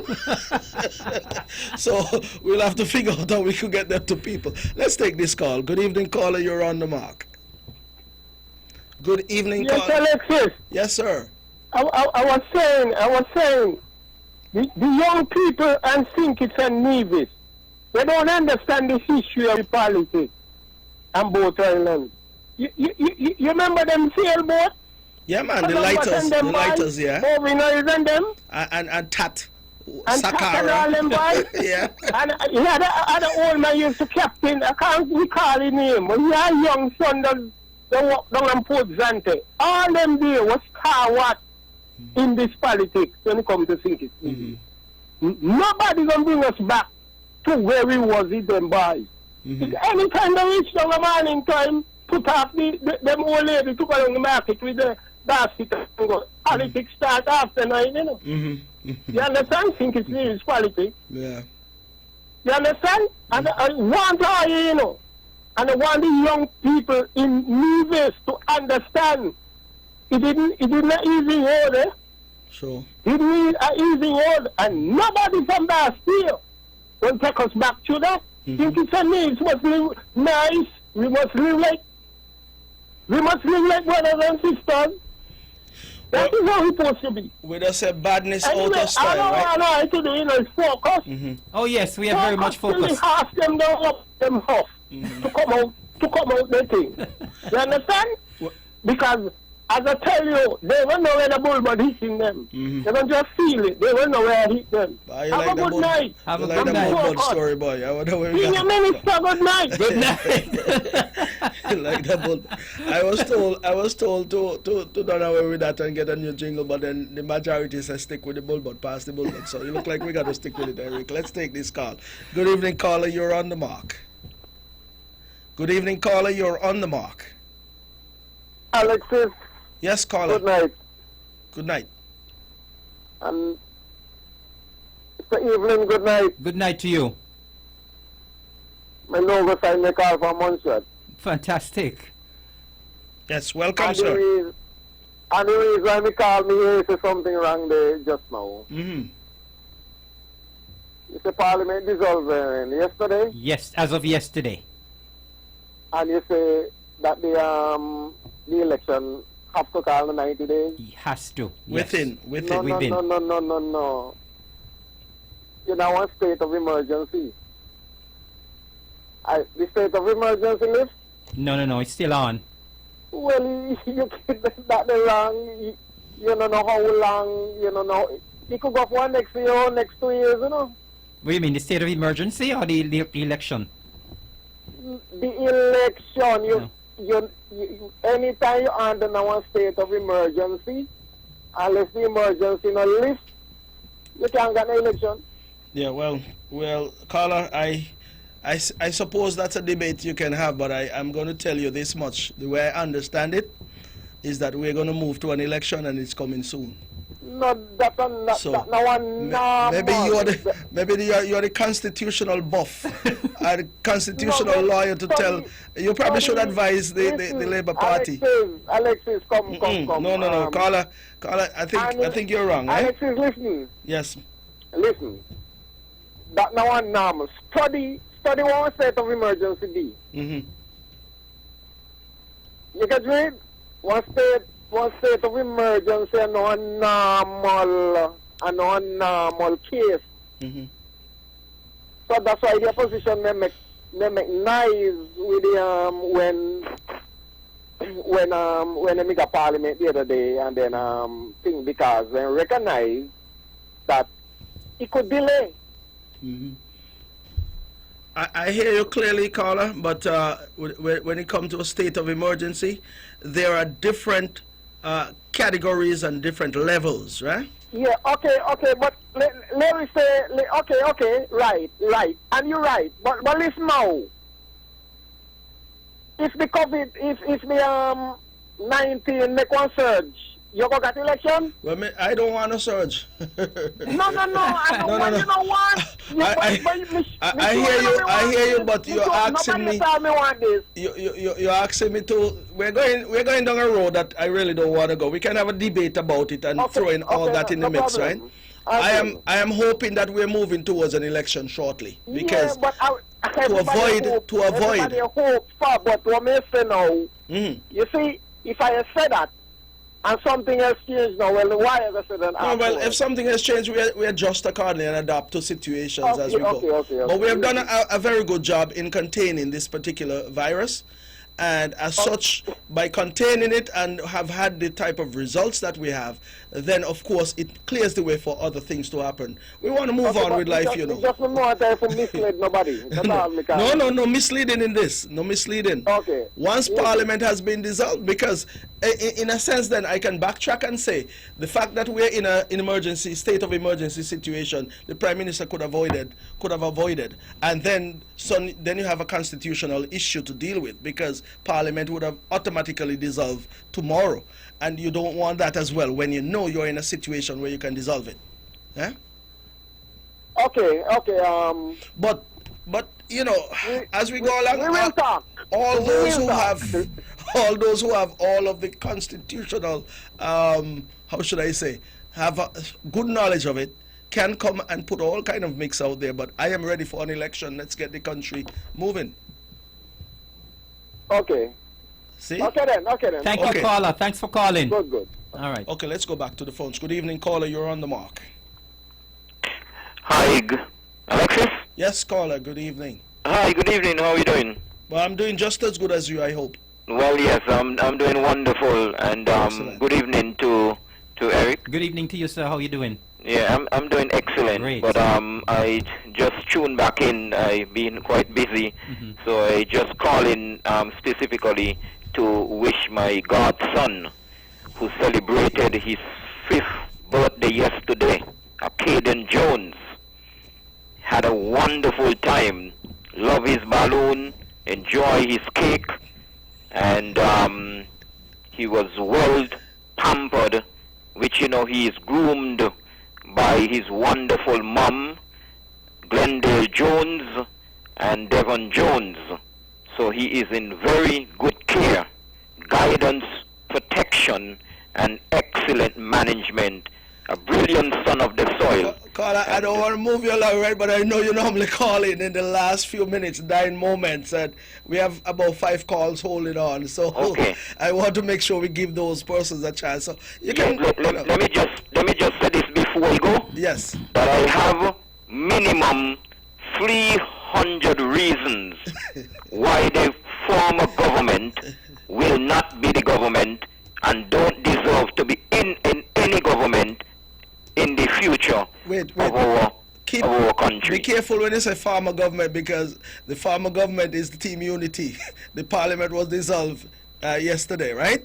So No. be clear and say who you're talking Let me about. be specific. The Specific. Denzel, the government, Okay. led by the disgraceful Denzel Douglas, who left office in disgrace and also left parliament in disgrace. Okay, we're clear. And let me just tell you, you know it takes time to find ants belly, right? I never find one. Okay. May God bless you guys. Thank you, We sir. will continue the debate because there's so much to talk about. Yeah, we'll get a I'll leave it chance. there for now. Thank get you, a sir. chance. You have a good night. Good. Okay, just about 4 minutes to 10, and we had some callers holding, but of course, persons who are impatient. But Eric, listen, we have about 4 minutes left, so we can always go into a wrap-up phase. If someone calls back, then we'll entertain them. But of course, we have covered quite a number of issues tonight. And like I said, it's always good to come to On the Mark, because you have so many different issues you can get into. If we started talking here tonight, I'm certain we won't entertain any calls whatsoever, and we can speak, dialogue with each other for the next 2 hours to come without a break, because this election that you see is looming. We have so many things that we can put out there that we have accomplished as an administration, along Alexis, with our alignment with Team Unity. It is a long list of accomplishments that cannot be the list refuted. is too long because as you were speaking about Nevlec tonight, I wanted to jump in there a bit because as I was telling you, I go walk in practically every afternoon. Sometimes I go late into goes down into the evening, and when I was driving here to Von Radio tonight. Last night I was way down Hanley's Road and I came back up just before 8. And I am so proud. I mean, when you see the lights, these new lights, Alexis. These LED lights. Man, I mean, Hanley's Road looks like a highway. Yes. It has never looked like this. Nevis has never looked like this before. And as you bring that up, the whole of Nevis, all of those incandescent lights will be removed, and Yes. all of them will be replaced with these LED lights. So those of you who are living in various communities who are still seeing these yellow lights, those will be removed. And of course, you'll see this whiter light, which is the LED light, very much brighter than the previous light. Well, I really want to commend Nevlec because trust me, Hanley's Road is looking spectacular. Yeah. And all of the villages in Nevis will be looking that way. I just want to tell the folks who haven't gotten their lights yet that the lights are coming. They're systematically going through the entire island. They would have done the island's main road first. And of course, they're now moving through the different villages. But trust me, I am overwhelmed with what I see in Hanley's Road. I'm very pleased. And I know all of the good people in Hanley's Road are very happy. It's well lit. And Yes. I believe that is what's going to be happening in all of the villages. Not believe, I know it's what's going to happen. So once this campaign starts, Eric, we're going to have a debate, and we're going to report to the island of Nevis or accomplishment in terms of the improvement of the infrastructure, improvement in the lives of the people of Nevis. You have some good programs there at social Excellent services programs. and community affairs. Of course, agriculture. We didn't even touch anything on agriculture. You didn't but touch we the have fish pot wire tonight. Listen, there's so was many so much things to talk about. And I should have commended the permanent secretary, Mr. Huey Sargent, Mr. Randy Elliott, and also the deputy director at the Marine Department of Marine Resource, Mr. Lemuel Pemberton, who spearheaded the distribution of those fish pot wires. I want to say to all of the fishermen out there that we are getting more wires. So, of course, there will be some reports or some information divulged shortly regarding that. But we are hoping that our fishermen will go out and ply their trade and get us some fresh fish, because that is where we get some fresh, some protein. Yeah, and persons are gravitating more to fish now, to be a part of their diet, and still love their meat, but also the fish is important to us, and we want our fishermen to be safe and continue to ply their trade. Eric, the music has started. You want to just well, I just want to say thank you very much to the Honorable Mark Brantley for having us host tonight. Again, it was indeed our pleasure. Thanks to all who would have listened and viewed, and of course, remember.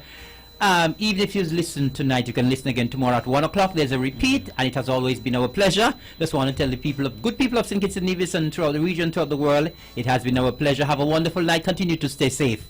Thank you very much, and I also want to say good night as well to the listening and viewing public. It was indeed my pleasure being here.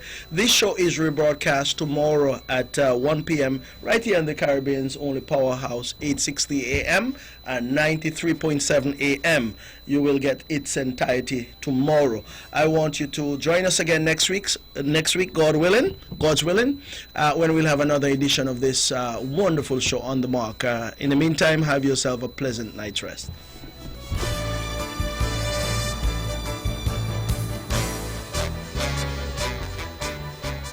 The views and opinions expressed on the preceding program were solely those of the participants and do not necessarily reflect the views of the Nevis Broadcasting Company Limited or its advertisers.